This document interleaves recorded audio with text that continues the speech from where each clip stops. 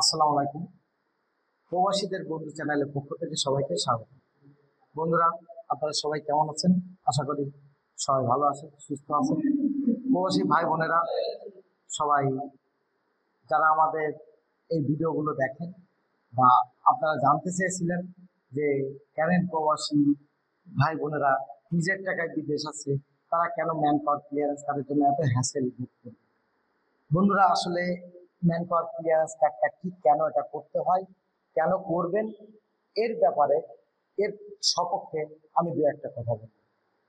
আসলে man power clearance কার্ডটা হচ্ছে বাংলাদেশ থেকে যারা বিদেশে যাচ্ছেন, যাওয়ার পূর্বে তারা ওয়ার্ক পারমিট বা ওয়ার্কিং ভিসায় যাচ্ছেন।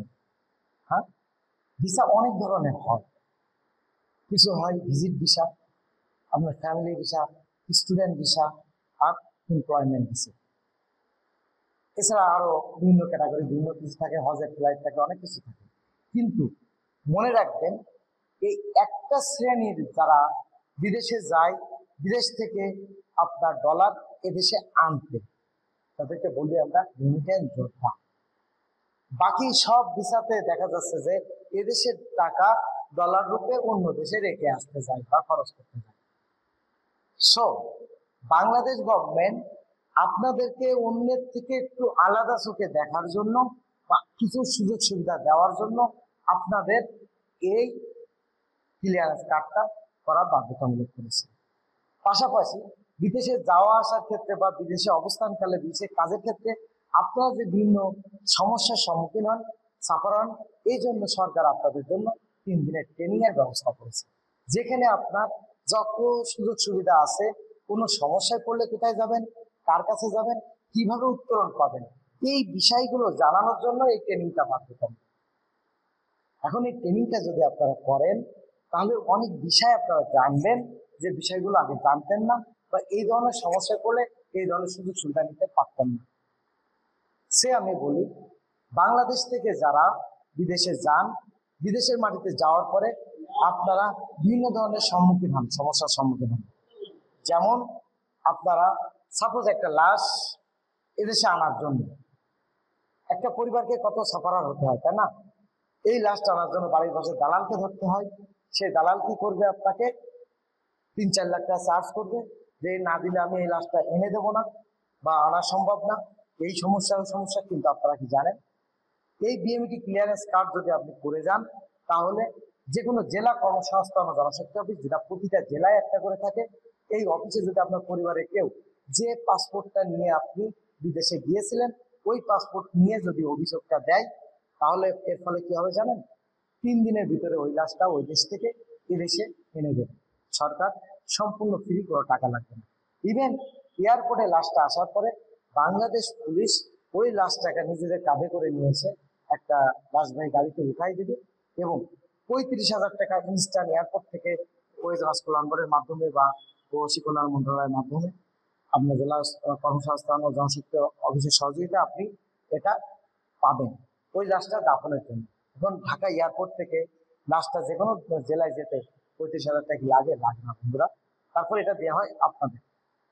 এছাড়া ওই লাশটা দাফনের পরে 15 দিনের ভিতরে ওই পরিবারকে আরো 3 লক্ষ টাকা দেওয়া হয়, যেন ওই পরিবারটা বাণিজ্য জন্য ভেসে না যায়। এছাড়া বিভিন্ন ইন্স্যুরেন্স আছে, যেমন ড্রাগের একটা ইন্স্যুরেন্স আছে, আর সেখানে যদি আপনি 4,500 টাকা দিয়ে এদেশ থেকে একটা আপনার ইন্স্যুরেন্স করে যান, তাহলে ওই পরিবার আরো 4.5 লক্ষ টাকা পাবে। এছাড়া আরো বিভিন্ন সুযোগ সুবিধা আছে, সেগুলো যদি আপনারা নিয়ে যেয়ে থাকেন, তাহলে কিন্তু ওই টাকাগুলো আপনারা পাবেন। সব মিলায় দেখা যায় যে অনেক 15 লক্ষ টাকার মতো ওই পরিবারটা পেয়ে যায়। ওই লোকটা, যে প্রবাসী যোদ্ধা আমার ভাই, তার এই সামান্য কষ্ট করে এই কাজটা করে যাওয়ার ফলে। কিন্তু যদি আপনি চোরাই পথে যান, অবৈধভাবে যান, ওদেশ থেকে যত ইনকাম করেন এদেশে পাঠান, এই সুযোগ সুবিধা কিন্তু আপনি পাবেন না। এছাড়া প্রবাসী ভাই বোনের যারা বিদেশ থাকেন, তার পরিবারে কেউ যদি অসুস্থ হয়, যেমন মা বাবা, স্বামী বা স্ত্রী অথবা ছেলে মেয়ে, ফার্স্ট ব্লাড কানেক্টেড, তারা যে ওই দেশে বসে যদি তিনি ওই যে আপনার হেল্পলাইন ডেস্ক, এই নাম্বারে যদি কল দেয়, তাহলে কিন্তু ডাক্তার সহ অ্যাম্বুলেন্স তার বাড়িতে পৌঁছে যায় ওই তার ট্রিটমেন্টের জন্য। তার মানে আপনি যে দেশে নাই, সরকার কোনোভাবে বুঝতে দেবে না যে গার্ডিয়ান এইভাবে নাই, বেশ সকল সুযোগ সুবিধা কিন্তু সরকার রাখছে। কিন্তু এটা কি সরকার সবার জন্য দিবে? দেওয়া সম্ভব? পসিবল না। এই জন্যই যারা রেমিটেন্স যোদ্ধা, যারা এদেশের জন্য বিদেশে যাচ্ছে, স্বামী সংসার স্ত্রী সবকিছু রেখে এদেশে ওই দেশে যে রাত দিন ইনকাম করতেছে, এদেশে পাঠাচ্ছে, এদেশের অর্থনীতি চাকা সচল রাখছে, তাদের জন্য সরকারের তরফ থেকে অগণিত এরকম অনেক সুযোগ সুবিধা রয়েছে। আর সেগুলো পাওয়ার জন্য আপনাদেরকে অবশ্যই এই ম্যান পাওয়ার ক্লিয়ারেন্স কার্ড নিয়ে যেতে হবে। কারণ এই কার্ডের ভিতরে আপনি কোন দেশে যাচ্ছেন, কোন কোম্পানিতে যাচ্ছেন, তার A to Z ডিটেলস থাকে। ফলে আপনাকে সহজে ট্রেস করার জন্য, খুঁজে পাওয়ার জন্য এই কার্ডটা করা বাধ্যতামূলক বা করতে হয়। ইভেন দেখেন যে আপনারা অনেকে প্রশ্ন করেন, আমি সৌদি আরবে ছিলাম, আবার সৌদি আরবে যাচ্ছি, আমাকে আবার ক্লিয়ারেন্স কার্ড করতে হবে? হ্যাঁ, যদি আপনি সেম কোম্পানিতে সেম ভিসাতে যান, অর্থাৎ ছুটিতে আসছেন, তাহলে লাগবে না। কিন্তু যদি আপনি সেম কোম্পানিতেও যাচ্ছেন, যদি অন্য কোনো ভিসা নিয়ে অথবা অন্য কোনো কোম্পানিতে যাচ্ছেন, তাহলে অবশ্যই আপনাকে আবার ক্লিয়ারেন্স কার্ড করতে হবে। কারণ আপনার পজিশন বা আপনার লোকেশন চেঞ্জ হচ্ছে। তো যাই হোক, এই ছিল এই যে টপিক্সের মেন ইস্যু, যে কেন আমরা ক্লিয়ারেন্স কার্ড করবো। সম্পূর্ণ নিজেদের সুবিধাতে, নিজেদের স্বার্থে। বন্ধুরা, পাশাপাশি আমরা যখন বিদেশ যাব, তখন অবশ্যই যে পাসপোর্ট দিয়ে আমরা ক্লিয়ারেন্স কার্ড করেছি, এইটার কমপক্ষে 10টা কপি আপনারা এদেশে রেখে যাবেন। কি করবেন? আপনার নিকটাত্মীয় অর্থাৎ মা বাবা, ভাই বোন, বা ছেলে মেয়ে, বউ, স্বামী, এদের কাছে 1টা 2টা কপি করে রেখে যাবেন। নিজের সিন্ধুকে কমপক্ষে 2টা আপনি রেখে যাবেন। ভোটার আইডি কার্ড ইত্যাদি আপনি সেখানে রেখে যাবেন, গুরুত্বপূর্ণ কাগজপাতি। কারণ অনেকে আমরা যে ভুলটা করি, আমি যে পাসপোর্ট দিয়ে ক্লিয়ারেন্স নিয়েছি, ওই পাসপোর্টের কোনো কপি এদেশে রেখে যায় না, দেশে চলে গিয়েছি। এখন মনে করেন 15-20 বছর আপনি সে দেশে রয়েছেন, কোনো কারণে 5 বছর পরে আপনার পাসপোর্টে রিনিউ করতেছেন। তো 5 বছর পরে প্রথম পাসপোর্টের মেয়াদ শেষ হয়ে গেছে, পরে আবার একটা রিনিউ করলে এই যে পাসপোর্ট নিয়ে আপনি গিয়েছিলেন, সেটা কিন্তু পূর্ববর্তী পাসপোর্টে রয়েছে।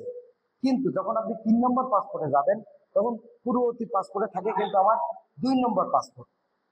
ফলে আপনি তখন একবার দেশে আইসেন, তখন 5টা কপি রেখে গেছেন। ওকে, ফাইন। এখন আপনার কোনো দুর্ঘটনা যদি ঘটে, তো আমরা কিন্তু আপনাকে ট্রেস করতে পারবো না, বা আপনাকে কিন্তু আমরা বৈধ বা আপনি যে ইমিগ্রেশন ক্লিয়ারেন্স নিয়ে গেছেন এটা প্রমাণ করতে পারবো না। কারণ কি বলেন তো বন্ধুরা? এর কারণ হচ্ছে, আপনার পাসপোর্ট দিয়ে আমরা যখন সার্চ দিব, তখন ওই যে পাসপোর্ট আপনি এখন শো করতেছেন, ওই পাসপোর্ট নাম্বারটা দেখবো, প্লাস পূর্ববর্তী পাসপোর্টটা দেখবো। কিন্তু আপনি তো ক্লিয়ারেন্স নিয়েছেন প্রথম পাসপোর্ট, যেটা এখানে উল্লেখ নাই। তো এই ভুলটা দয়া করে কেউ করবেন না। অবশ্যই যে পাসপোর্টে ক্লিয়ারেন্স নেবেন, ওই পাসপোর্টটা অবশ্যই কয়েকটা কপি আপনি এদেশে রেখে যাবেন। তো এই ছিল আজ। সবাই ভালো থাকেন, সুস্থ থাকেন।